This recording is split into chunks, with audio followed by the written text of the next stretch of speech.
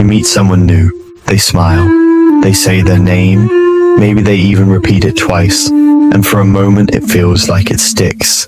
But then, just seconds later, it's gone, not faded, not blurry, gone. And now you're standing there, trapped in a conversation, hoping their name never comes up again. So you nod more than usual.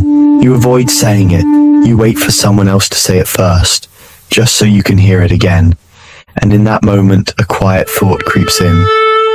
Why does this keep happening to me? Because here's the strange part. You can remember random song lyrics from years ago. You remember faces, you remember conversations, you even remember how someone made you feel.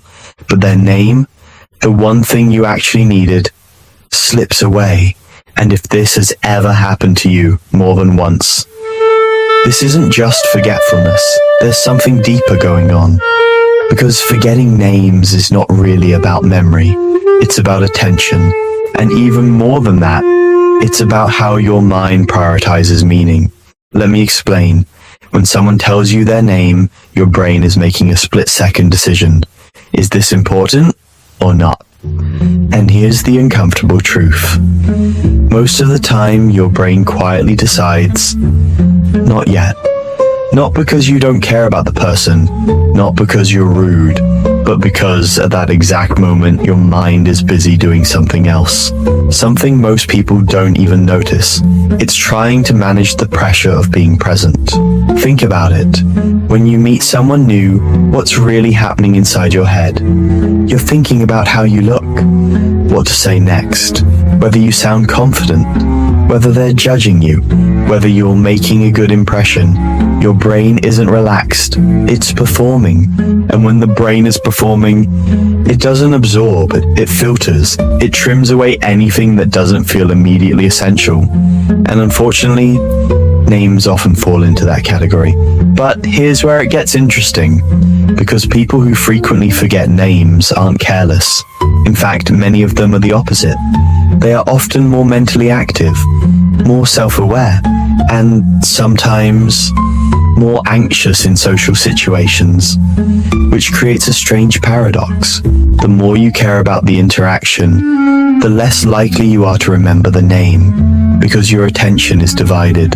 And attention is the gateway to memory. No attention, no memory. But that's only the surface, because there's another layer most people never talk about. And once you see it, you won't unsee it. You don't remember names, because names don't feel real to your brain. Think about that. A name is just a sound, a label. It doesn't tell you who the person is. It doesn't give you a story. It doesn't carry emotion. It's abstract. And the human brain, it doesn't naturally hold on to abstract things. It holds on to meaning, emotions, stories, connections. That's why you can remember someone as the guy who made that joke about coffee, or the girl who talked about traveling alone, but their actual name feels disconnected from that memory, almost like it belongs to someone else, because in a way, it does. Your brain didn't attach the name to a meaningful identity yet, so it lets it go. Not because it's weak, but because it's efficient. But here's the part most people don't realize. Some people don't just forget names, they forget them consistently, almost predictably.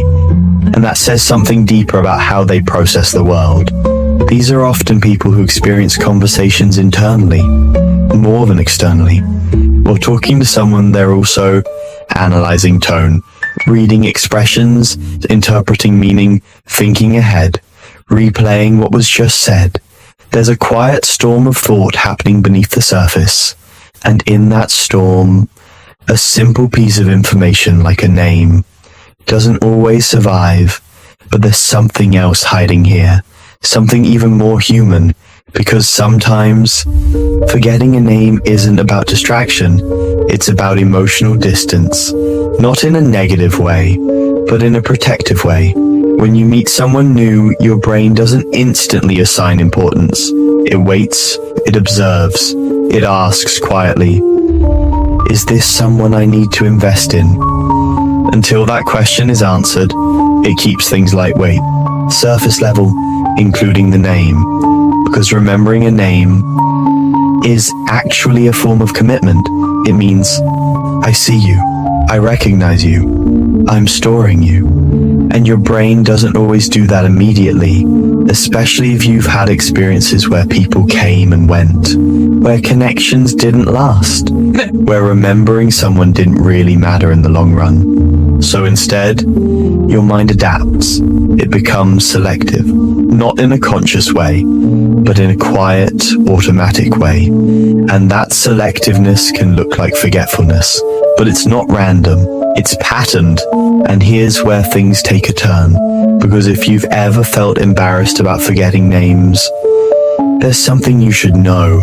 The problem isn't that you forget, it's that you notice.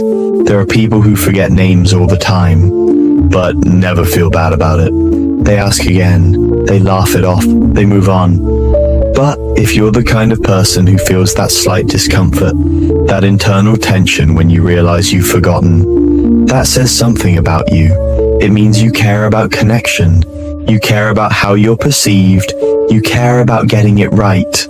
And that awareness, that sensitivity, is actually the same thing that's interfering with your memory, because your brain is busy managing the moment instead of fully receiving it. But this leads to a deeper question. If forgetting names is not about intelligence, not about memory capacity, not even about effort, then what actually makes someone remember names effortlessly? Why do some people hear a name once and never forget it? What are they doing differently? Is it a trick, a technique, or is it something much more subtle? Something hidden in the way they experience people. Because the answer is not what most people expect. And once you understand it, you might start seeing every conversation differently. But before we get there, there's one small detail about your brain that changes everything, and it has nothing to do with memory. It has to do with identity. Because the truth is, your brain doesn't just remember information, it remembers what relates to you. And this is where everything changes. When someone tells you their name, your brain is subconsciously asking, where does this fit in my world? If it doesn't find an answer, it doesn't hold on, not because it can't, but because it doesn't know where to place it. Think about the names you do remember easily: close friends, family, people who impacted you emotionally. Those names aren't just labels. They're attached to experiences, to meaning, to identity. But when you meet someone new, that connection doesn't exist yet. So unless your brain creates a bridge, the name floats and disappears. And here's what most people never realize. People who are good with names aren't just remembering better. They are connecting faster. They instinctively attach a person to something meaningful. Sometimes it's visual, sometimes it's emotional, sometimes it's just curiosity. But they don't let the name stay abstract, they ground it. And that's the difference, because memory is not about storage, it's about association. But this leads to something deeper, because the way you associate things is directly linked to how you see people. Some people meet others at the surface, polite, friendly, but distant. Others almost immediately start building a story. Who is this person? What are they like? What makes them unique? And in that moment of curiosity, the brain locks in, because now the name isn't just a word, it's part of a narrative. And narratives are what the brain remembers best. But here's the part that might surprise you. If you struggle to remember names, it might not be because you're bad with names. It might be because you're not fully there, not physically, but mentally. You're present, but not immersed. Listening, but also thinking. Responding, but also observing yourself respond. It's like you're watching the conversation happen, while also being in it, and that split attention breaks the memory, because the brain needs a single, clear signal to store something. Not noise, not multitasking. Clarity, but modern life trains us to do the opposite. We are constantly switching, thinking ahead, filtering information, managing impressions, and over time, we lose the ability to simply receive a moment without analyzing it, without editing it, without preparing for the next one. And names suffer because of that, because remembering a name requires a kind of stillness, a small pause, a moment where you actually register the person, not just meet them. And that's rare now, but there's another layer to this, one that's even more personal, because sometimes forgetting names is tied to how you see yourself. If you've ever felt unsure in social situations, if you've ever questioned whether you belong in a room, if you've ever been more focused on doing it right than just being there, your brain shifts into self-protection mode, and in that mode, it prioritizes survival over connection. Say the right thing. Don't mess this up. Keep the conversation going. And again, the name gets lost because your attention is turned inward, not outward. But here's the paradox. The moment you stop trying so hard to perform is the moment your memory starts working again. Because now you're actually seeing the person, not just managing the interaction. And this is where something subtle but powerful happens. When you genuinely become curious about someone, not in a forced way, but in a real, human way, your brain naturally starts building connections. You notice details, you attach meaning, you create context, and suddenly, remembering their name doesn't feel like effort, it feels automatic, because now it belongs somewhere. But let's go even deeper, because there's a reason why this topic resonates with so many people.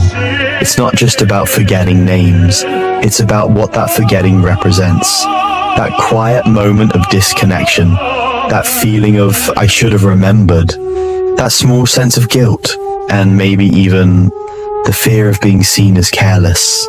But what if we've been looking at it the wrong way? What if forgetting names isn't a flaw, but a signal? A signal that your mind is overloaded, a signal that your attention is divided, a signal that you're trying to do too many things at once, instead of simply being where you are. Because in a world that constantly pulls your focus in every direction, the ability to fully experience a moment is becoming rare. And memory follows attention, always has, always will. So maybe the real question isn't, how do I stop forgetting names? Maybe it's, how do I start noticing people? Because when you truly notice someone, everything changes. Their voice, their expressions, their energy, their story. And somewhere in that awareness, their name finds a place, not forced, not memorized, but understood. And once something is understood, it doesn't disappear easily. But let me leave you with something. The next time you meet someone and they tell you their name, don't rush past it. Don't treat it like a formality. Pause. Just for a second. Let it land. Look at them. Connect the name to the person in front of you. Not perfectly, not artificially. Just enough to say, this matters. Because in the end, remembering someone's name is not really about memory. It's about presence. And presence is something most people are slowly losing. But the ones who keep it, the ones who truly see others, they don't just remember names, they make people feel remembered. And that is something far more powerful than memory itself, because long after conversations fade, long after details blur, people rarely remember exactly what you said, but they always remember how you made them feel.